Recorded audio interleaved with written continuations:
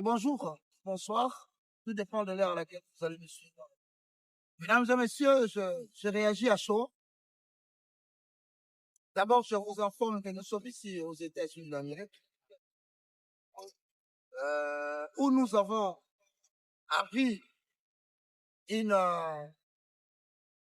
je pourrais dire, formation. Mais je me demande vraiment, en vous saluant, si nous nous rendons compte de la souffrance que la jeunesse congolaise est en train de subir. Est-ce qu'on se pose la question entre nous de savoir quelle est la profondeur du problème que nous avons dans notre pays démocratique? Le jeune, de plus en plus, par manque de travail, manque d'embauche, voulais-je dire, par manque de logement, par manque de cadres sportifs, plusieurs se sont lancés dans la délinquance juvénile. Mesdames et messieurs, avec tout ce qu'il y a comme problème avec la société congolaise, surtout avec le 70 et le 75% de la population générale qui renferme cette jeunesse, je pense qu'il est temps que nous puissions regarder en face nos problèmes. Il est temps que nous puissions regarder résolument la situation de notre condition et que nous cherchions ensemble à porter cette résolution dans toutes les entreprises de la société des jeunes. Sinon, nous allons continuer à avoir des jeunes gens qui se comportent comme des pantins et qui seront ballottés à tout mouvement de vent. Avec l'arrivée de l'Internet, les antivaleurs se sont multipliées, des émissions qui n'ont pas été traitées, des informations qui n'ont pas été traitées, c'est balancé dans le seul souci d'avoir battu des feux. J'interpelle quand même nos amis des réseaux sociaux, de l'Internet, s'il vous plaît, rendez-vous compte de l'ampleur du problème que nous sommes en train d'avoir dans la société. Pas plus tard que 2 jours, nous avons suivi, nous aussi, par un de nos confrères qui se retrouverait ici aux États-Unis, que voilà, la première dame se serait pris la tête ici au niveau de New York, au 80e sommet de l'ONU. Elle se serait pris la tête avec le ministre de la Jeunesse, Madame Grascott.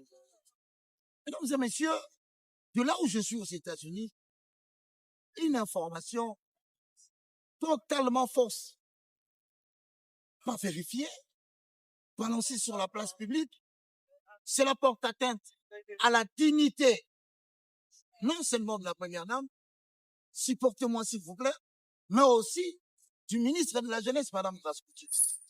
Je commence à me poser la question. Comment nous nous sentons lorsque nous passons pour dénigrer notre propre peuple? Comment nous nous sentons lorsque nous passons en direct sur YouTube pour dire des choses qui ne sont pas vraies? Vous rendez-vous compte que la jeunesse détruit la jeunesse? Vous rendez-vous compte que la jeunesse, l'avenir de demain, c'est décidé carrément de critiquer, d'insulter. J'aurais bien voulu que les critiques portent sur des valeurs positives. Oui, bien sûr, tout le monde a le droit de s'exprimer, tout le monde a le droit de dire ce qu'il pense. Mais de tels mensonges, je vous confirme qu'ici aux États-Unis, tout se porte bien. Après les discours, bien sûr, du chef de l'État, il y a eu le discours aussi des cérémonies qui ont eu lieu, tant que le ministère de Plan, le ministère du Tourisme, le ministère. Il y a beaucoup de gens qui ont intervenu. Et nous saluons aussi le ministre Patrick Yaya qui a tenu une conférence. Mesdames et messieurs, nous avons eu un discours très épatant du ministre de la Jeunesse, Madame Grascoutino. Mesdames et messieurs, et une information totalement fausse. Il n'y a eu ni querelle, ni dispute, ni choc entre la première dame et la ministre de la Jeunesse. Et d'ailleurs, pour vous faire rire, c'est peut-être la première dame qui interpelle madame pour lui dire, écoutez, chère excellence ministre, vous devez vous habituer au Congo lorsque vous entrez en possession des fonctions de l'État. devenez ennemi de tout le monde. Mais venons-nous en charge, mesdames et messieurs. Même un jeune qui est là, qui n'a encore rien fait, je vous assure. Hein. Posez-vous quand même la question. Mettons-nous du côté de l'analyse. Depuis qu'elle est venue, regardez sur les réseaux sociaux. Que des insultes, que des menaces. Mais je bénis l'Éternel pour quelques jeunes qui estiment qu'il faut apporter des contributions positives, des critiques, surtout en matière de la procédure à suivre. Moi, je crois que pour régler les problèmes de la jeunesse, il faut questionner la jeunesse. Moi, par exemple, qui vous parle le moindre de tous, je me suis rendu aux États-Unis. Mais je n'ai pas été financé par quelqu'un. J'ai simplement décidé, après avoir constaté que le pourcentage de la jeunesse quitte de 6, 7, qui va atteindre 13% du gouvernement, j'ai dit, mais demain, ça pourrait être mon tour. Demain, ça pourrait être votre tour. Alors, la question est posée.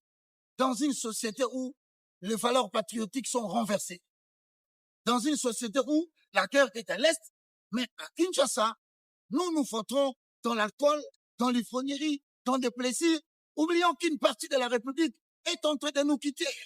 Mesdames et messieurs, frères et sœurs dans sa guerre, jeunesse avenir de demain, j'ai démenti formellement cette information qui est d'ailleurs partielle, et je trouve partielle, qui a été diffusée dans le but de salir non seulement l'image de la République, mais de nourrir l'opinion sur le fait que la République démocratique n'est plus rien. Je ne sais pas qu'est-ce que nous gagnons. Je vais vous proposer une chose. Des fois, nous avons la chance de sortir. Mais vous ne savez pas qu'est-ce qu'on raconte de notre pays.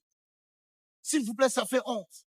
On a quand même la chance de parler à certaines personnes ici à l'étranger, je vous le rassure, des autorités, la diaspora congolaise, des députés, des sénateurs.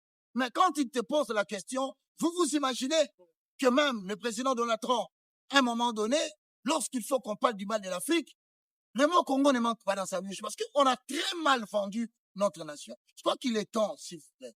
Je crois qu'il est temps que nous nous mettions ensemble dans notre diversité, que nous puissions parler, que nous puissions soutenir le ministère de la Jeunesse, parce que demain, ça peut être ton tour. Alors maintenant, avec le discours que Mme Grasse-Couture vient de tenir, je pense qu'il est temps que nous puissions réfléchir, nous unir, afin qu'avec elle, nous puissions hausser le temps et permettre au gouvernement de respecter le besoin de la jeunesse et de nous soutenir. Donc, j'ai démenti formellement l'information selon laquelle que la première dame se serait pris la tête et discuté avec Mme Grasse-Couture, ministre de la Jeunesse. C'est une information totalement fausse. Je suis aux États-Unis, je peux vous garantir qu'à l'intérieur, c'est autre chose. Mesdames et messieurs, merci beaucoup de propager cette information et de demander à tous les jeunes de nous réveiller, car il est plus que temps que l'éveil patriotique puisse répondre à sa place. Parlons jeunesse, parlons avenir. Présentons nos projets, changeons les désidérateurs de la jeunesse en décision réelle. Alors nous saluons Mme Grasse-Couture, où vous êtes, nous savons que c'est pas facile, mais tenez bon, je crois que ça va, petit à petit, la jeunesse finira par vous rejoindre. Je remercie tous ceux qui utilisent YouTube, tous ceux qui utilisent Facebook, qui envoient des messages. Pour moi, je suis très content et je vous remercie dans la mesure où vous ne prenez que la prise en charge et la prise en considération des besoins de la jeunesse. Suivez un extrait, mesdames et messieurs, du discours du ministre de la Jeunesse qui séjourne ici aux États-Unis, et nous remercions tout le monde qui aura partagé cette émission, qui aura soutenu et nous demandons, s'il vous plaît, mes frères et sœurs, faisons une grande différence entre critiquer et faire la différence. Alors, dans le cas échéant, j'aurais même appris que cette atteinte à l'image de la nation a déjà suscité une opération d'enquête contre le journaliste qui aurait dépité de tels mensonges en public et détruit l'image de notre pays.